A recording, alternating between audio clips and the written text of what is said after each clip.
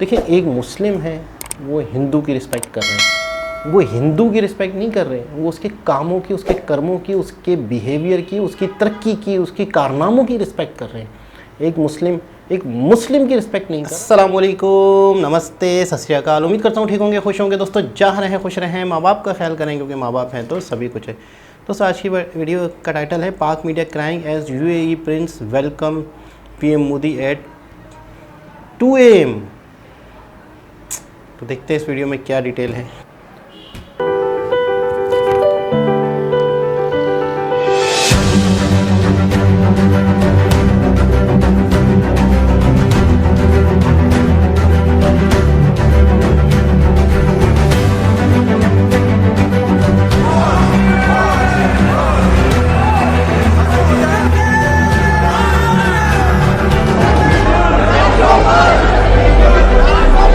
जो है सीओपी की जो 28 कंट्रीज दुबई के अंदर जा रही हैं, उसमें पीएम मोदी जो हैं वो गए हैं। हमारा पड़ोसी मुल्क हिंदुस्तान वो भी शामिल है। पीएम मोदी जब गए तो उनका बहुत ग्रूम वेलकम किया गया। इवन के उनके प्रेसिडेंट जो है दुबई के, वो खुद गए उन्हें रिसीव करने। फिर दूसरी चीज उन्होंने एक और बहुत शॉकिंग कर दी कि उन्होंने रिबन बैंड बनाया हाथ पे कि भाई ये हमारी दोस्ती की आपके लिए एक छोटा सा गिफ्ट है, जो आपने पहले दोस्ती हमारे से निभाई और अब आगे इन फ्यूचर निभाएंगे, उसके लिए छोटा सा गिफ्ट है। सर मुझे बताएगा कि क्राउन जो सऊदी के हों या दुबई के हों, मोदी को इस तरह प्रिटेंड करते हैं, इतनी ज्यादा इंपॉर्टेंस देते हैं, वैल्यू देते हैं, जिस तरह से उनका सगा भाई या भाई हो, या भाई जैसा हो, क्यों?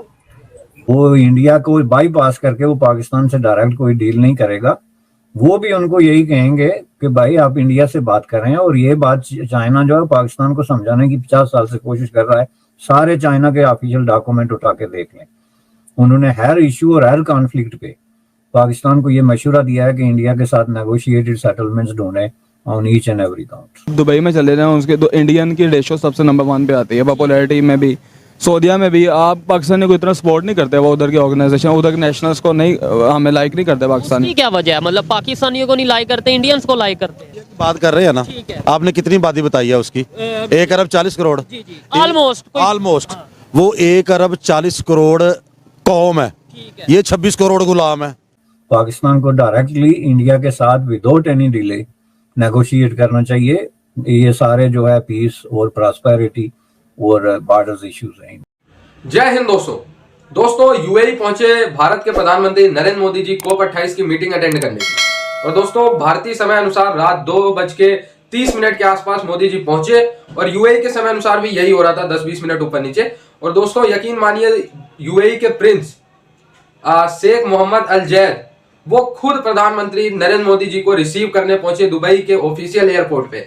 और दोस्तों, रिसीव करते ही पीएम मोदी जी से गले लग गए और मोदी जी को एक रिबन बैंड भी पहनाया फ्रेंडशिप का। उन्होंने कहा, हम भारत के साथ, आपके साथ ऐसी फ्रेंडशिप चाहते हैं और नेक्स्ट लेवल ले जाना चाहते हैं। और यहाँ पे रह रहे भारतीयों के सुरक्षा का उन्होंने मोदी जी को वो भी दिया, अनुशासन भी दिया कि इनकी सुरक्षा मेरी पूरी जिम्मेदारी। ये होती है दोस्तों रिस्पेक्ट। और ये रिस्पेक्ट मोदी जी ने ग्लोबली भारत के लिए अर्न किया है। अब आप लोग माने ना माने, दोस्तों, पाकिस्तान जो कि मुस्लिम कंट्री है, एक समय पे मुस्लिम दुनिया में काफी रिस्पेक्ट रखता था, उनके भी प्रधानमंत्री पहुंचेंगे, अनवारुल हक काकड़। उनका स्वागत देख लेना और मोदी जी के स्वागत से बस एक बार कंपैरिजन कर लेना, आप लोग को पता चल जाएगा भारत को मोदी जी ने क्या रिस्पेक्ट दिलवाई है।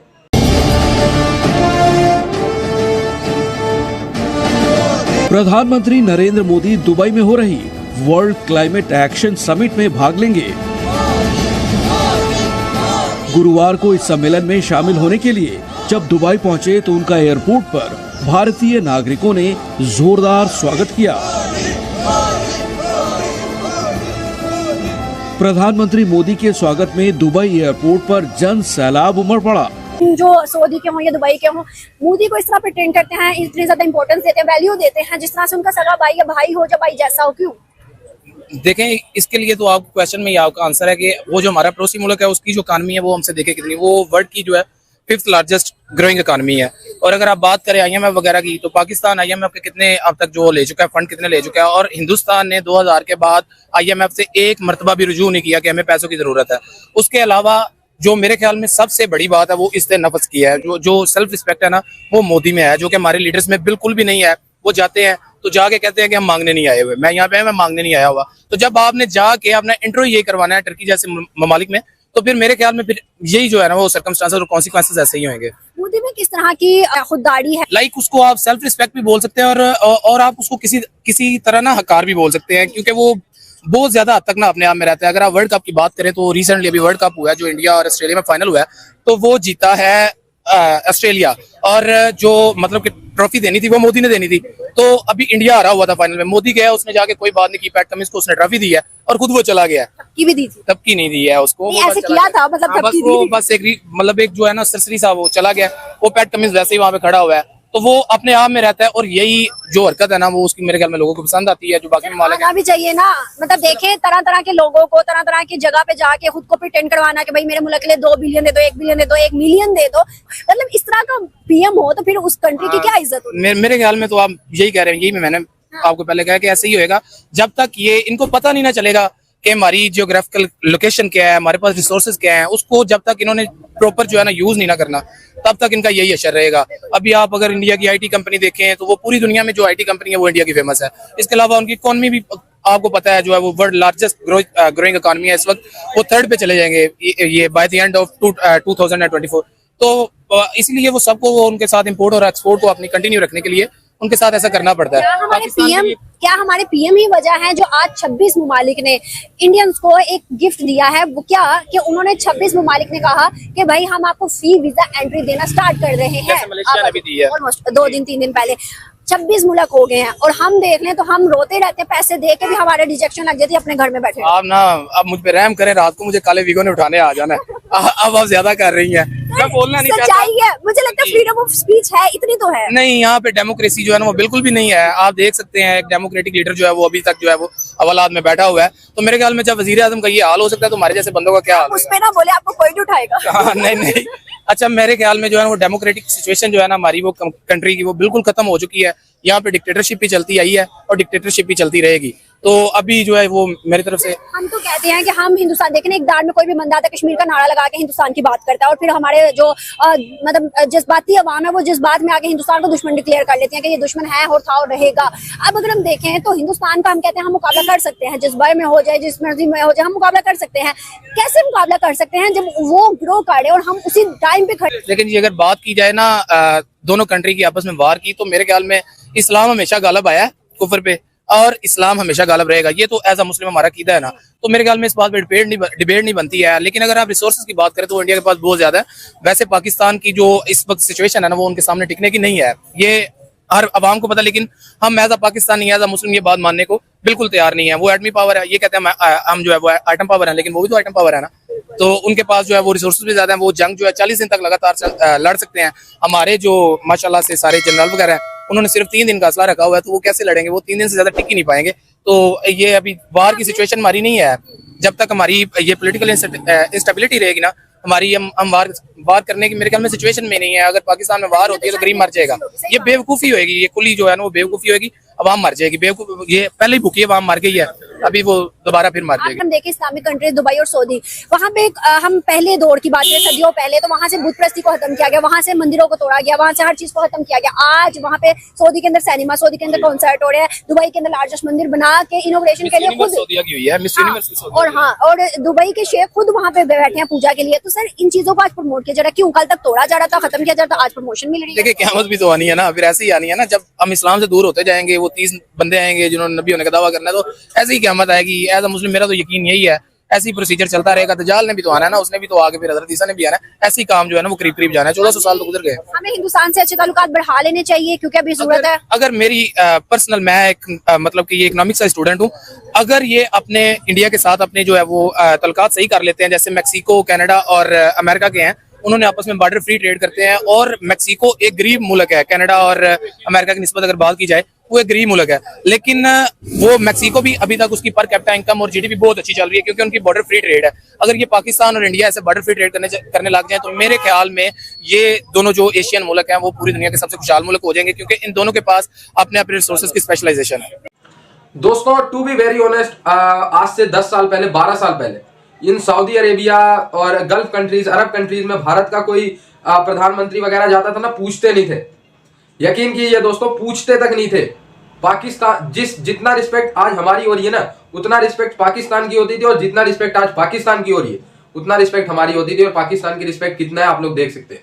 तो दोस्तों इसीलिए मैं कहता हूं मोदी जी ने भारत की रिस्पेक्ट इंटरनेशनली बहुत ज्यादा इंक्रीज की है। जो भाई लोग मुझे UAE, Saudi Arabia, UK, US यहां से देख रहे होंगे वो लोग कमेंट जरूर करना।